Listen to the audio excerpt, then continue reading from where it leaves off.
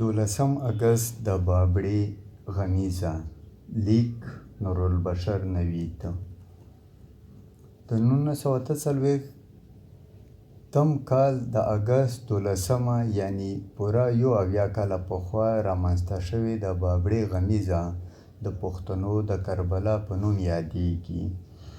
په دغه دردېدلې غمیزې د پاکستان تاریخ چوپه خوله دی، خو پښتانه نن هم د بابړې پیښه د پښتون د ننګونو د غورځنګ مثال په توګه یادوي. دا بیله خبره ده چې د نوي نسل ځوانان له دې صحنې خبر نه دي. د پښتون نوی کول نه پوهیږي چې بابړې پیښه څه وه، هلته څه وشول او ولې وشول. پخوانی صوبه سرحد یعنی اوسنۍ پښتونخوا کې د ډاکټر خان صاحب حکومت په غیر آئیني توګه مات کړل شو. په هماغو شپو ورځو کې ګڼ شمېر خدایي خدمتګاران په جیلونو کې بندیان وو.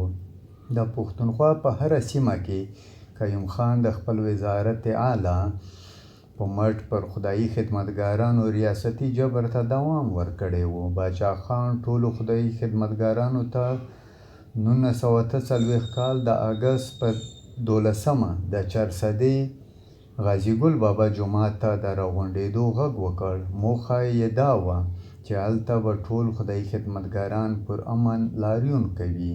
قیوم خان ته دا غونډه د خپل ځان خلاف د یو سیاسي مزاحمتي طاقت مظاهره ښکاره شوه. فکر یې کوو چې مسلم لیگ او د باچا خان خدایي خدمتګاران له ده سره ذاتي دښمني لري. په غبرګون کې د 1948 کال د اګست پر 12 نیټه په بابړه کې د پښتنو په لاریون د برید امر وکړ.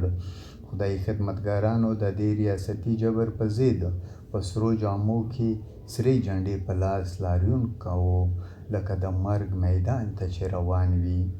د دې پر امن لاریون په سر کې سره جنډه د سپین ملنګ په لاس کې وه. همدا سپین ملنګ د بابړې د شهیدانو اولنی سرخیل شهید و.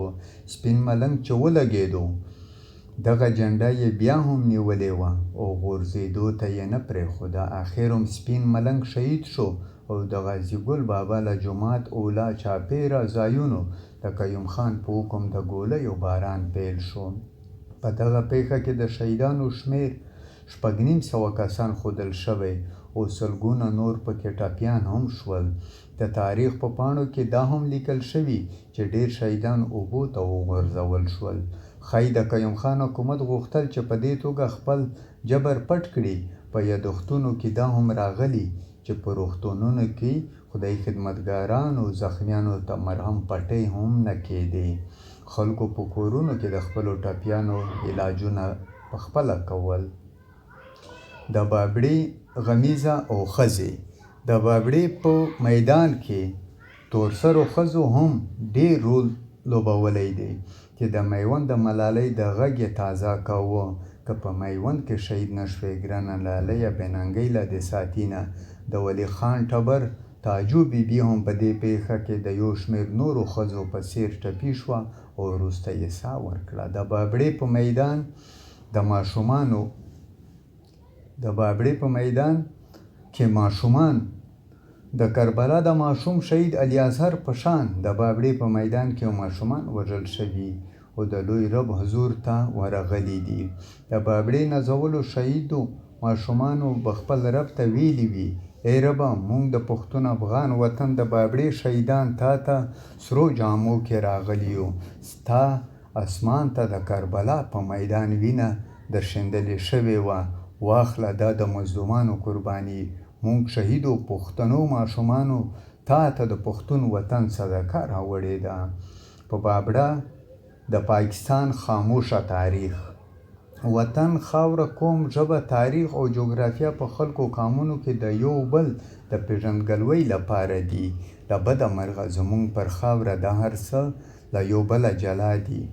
که دا ټول ارزښتونه سره یو شي نو بیا قومي تحریکونه، غورځنګونه او قومي مبارزې د دورونو د تسلسل په توګه یو بل ته رڼا ورکوي. له بده مرغه د بابړې په غمیزه تاریخ خاموشه دی پښتنو مبارزې کړي دي، قومي غورځنګونه پکې راپورته شوي، خو د دې هر څه هیڅ څه تاریخ نشته. د پښتنو نوي نسل ته دا تاریخونه، دا پیښې او د خپلو پلرونو او نیکونو تیرې قربانۍ نه دي ورمعلومې. اصلي وجه یې دا ده چې د تعلیم په نصاب کې دا هر څه نشته. په پاکستاني ریاست کې تاریخ لیکونکي درباریان پاتې شوي. درباري تاریخ کې قومي غورځنګونه او مبارزې نشي لیکل کېدی. ګنې د بابړې او د شیکاګو پیښو کې هیڅ فرق نشته. د شیکاګو تاریخ ټولې دنیا منلی دی او د مۍ په لومړۍ نیټه د شیکاګو د مزدورانو د ورځې په احترام رخصتي وي. د 1948 کال د اګست په 12مه د بابړې په سانا د پښتنو نوی نسل خبر نه دی.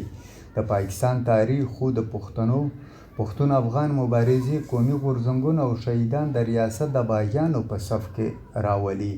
دلته قیوم خاني د بابړې د شهیدانو یو لوی تاریخ خوړلی او د تاریخ له پاڼو یې ایستلی دی.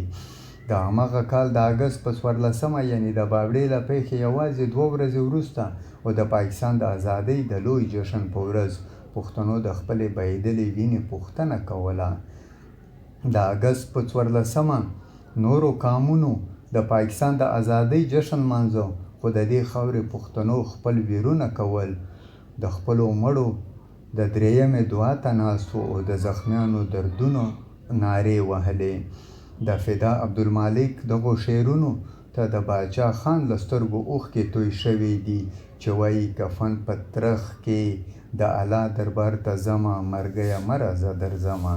پایله: 71 کاله پخوا د اګست په 12مه د بابړې غمیزه که نوره هیڅ نتیجه نه ده راوړې، نو یوازې دا نتیجه یې ضرور شته چې د قیوم خان په جنازه کې د شمېر کسان ولاړ وو، خو بله خوا د خدای خدمتګارانو په قبرونو نن هم د هغوی د قربانیو جنډې رپا کوي او په شیشم باغ، جلال آباد او ټول افغانستان کې د بابړې پاک روحونه پښتونخوا ته غږ کوي چې سرو وینو کې زرغون دی سور ارمان د باچا خان.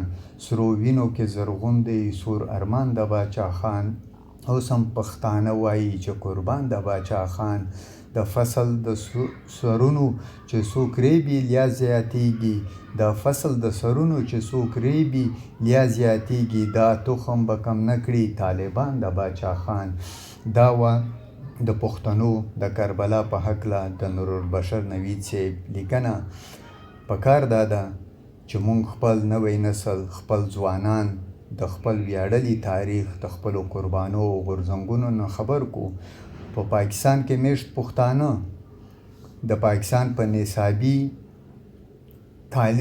نصاب کې د خپل تاریخ ځای نه لري، خو که موږ همت وکړو د ټولنیزو رسنیو د لارې، د سوشل میډیا د لارې خپل تاریخ، خپل قربانۍ او خپل غورځنګونه خپل نوي نسل ته ورسوو او دوی په خپل تاریخ خبر کو. مننه د خان شهید کتابتون یوټیوب چینل سره د ملګرتیا.